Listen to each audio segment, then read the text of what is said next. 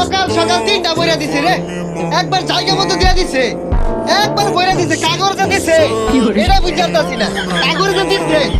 এই কানা নাকি থাপ রাবার একটা জিলিং লাগা আর বাপ শৈলুর বি উঠতাছস রাস্তা নাই আর বিদে।